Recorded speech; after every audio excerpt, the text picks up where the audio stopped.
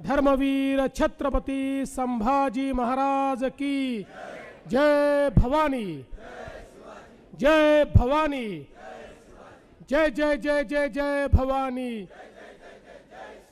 जय जय जय जय जय शिवाजी। हिंदवी स्वराज्याचे सरसंस्थापक छत्रपती शिवरायांना मानाचा मुजरा करतो। भारतीय राज्यघटनेचे शिल्पकार भारतरत्न डॉक्टर बाबासाहेब आंबेडकर यांना मानवंदना अर्पित करतो। आणि आज युवा शक्ती जागर यात्रेच्या शुभारंभ प्रसंगी मंचावर उपस्थित आपले प्रदेशाचे सन्माननीय अध्यक्ष रवींद्र चव्हाणजी, माजी मुख्यमंत्री आणि खासदार माननीय अशोक चव्हाणजी, आमचे सहकारी मंत्री अतुल सावेजी, नितेश राणेजी, खासदार धनंजय महाडिकजी, मंचावर उपस्थित सुनील राणेजी, विक्रांत पाटीलजी, नवनाथ बन, ज्ञानेश्वर म्हात्रे, कृष्णराज महाडिक ज्यांनी ही संपूर्ण यात्रा या ठिकाणी संकल्पित केली, त्याचप्रमाणे जयकुमार गोरेजी, कालिदास कोळंबकरजी, कुणाल पाटील, दीपक सिंग, रुपेश सावरकर, सायली कुलकर्णी, मंचासमोर बसलेले आमदार श्वेताताई महाले,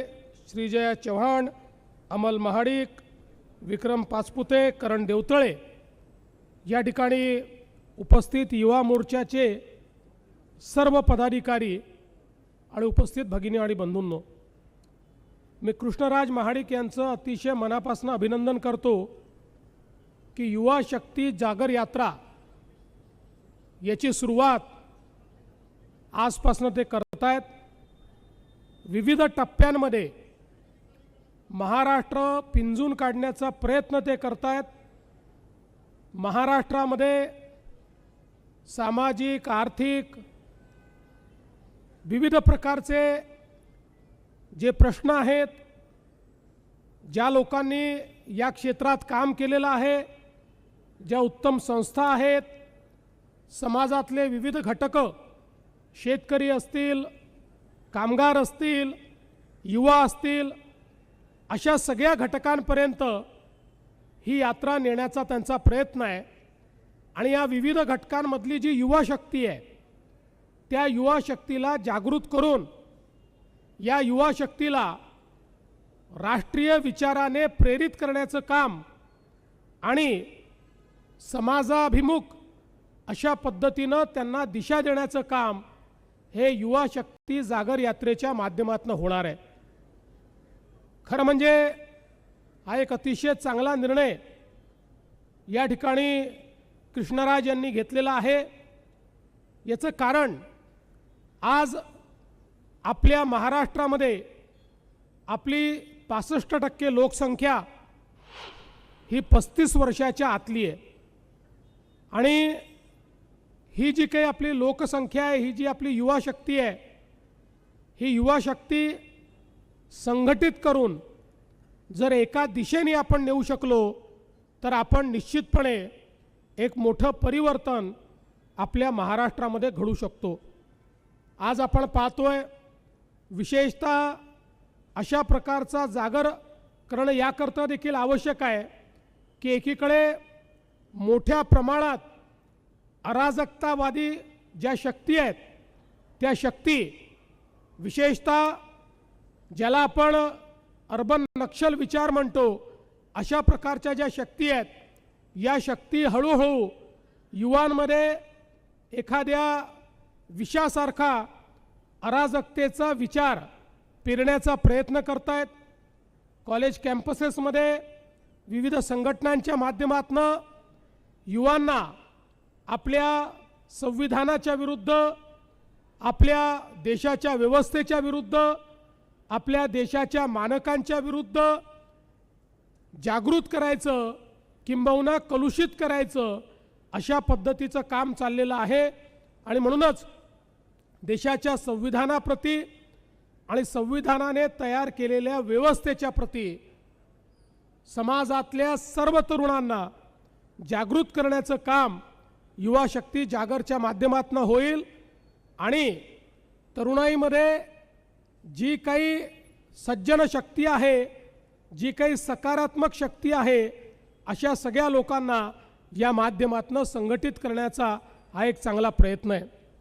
खरं म्हणजे या माध्यमातून महाराष्ट्राच्या कानाकोपऱ्यापर्यंत ते गेल्यामुळे वैयक्तिक एक नेता म्हणून त्यांनाही अधिक प्रगल्भता आणि त्यांच्यासोबत जी टीम या ठिकाणी जाणार आहे त्या टीमला देखील अधिक प्रगल्भता यातनं मिळेल आणि निश्चितपणे त्याचा उपयोग पुढच्या काळामध्ये भारतीय जनता युवा मोर्चा मोठा करण्याकरता आपल्याला प्राप्त होईल। या युवा शक्ती जागरच्या निमित्ताने मी एक अजून तुम्हाला सूचना करू इच्छितो।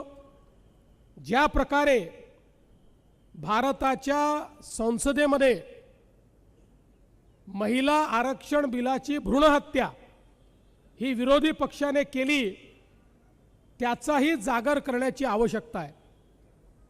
आणि ही मंडळी सिरियल लायर आहेत, रोज खोटं बोलतात, दिवसातनं 5 वेळा खोटं बोलतात। या प्रत्येकाला हे माहिती आहे 2023 साली ज्यावेळेस महिला आरक्षण विधेयक आलं, एकमताने ते पारित झालं, त्यानंतर हे विधेयक कधीपासनं लागू केलं पाहिजे याकरताचं संविधान संशोधन आलं होतं। 23 मध्ये NDA जवळ 2/3 मेजॉरिटी असल्यामुळे आपण काही करू शकत नाही, म्हणून तोंड दाबून या लोकांनी त्यावेळी बिलाला समर्थन केलं। आणि आता जसं यांच्या लक्षात आलं की NDA जवळ 2/3 मेजॉरिटी नाही आहे, यांनी आपले खरे दात दाखवले आणि त्या ठिकाणी खऱ्या अर्थानं या बिलाला विरोध करून संपूर्ण भारतातल्या नारी शक्तीचा अपमान आणि लोकशाहीचा अपमान करण्याचं काम या विरोधी पक्षांनी या ठिकाणी केलेलं आहे। आणि म्हणून हा जागर गरजेचा आहे। खरं म्हणजे रोज खोटं बोलतात, डिलिमिटेशन बद्दल खोटं बोलतात, सेन्सस बद्दल खोटं बोलतात। या संदर्भात सगळी वस्तुस्थिती आणि संविधानाने टाकलेली जबाबदारी काय आहे हे सभागृहामध्ये अमित शाह यांनी स्पष्ट केलं होतं।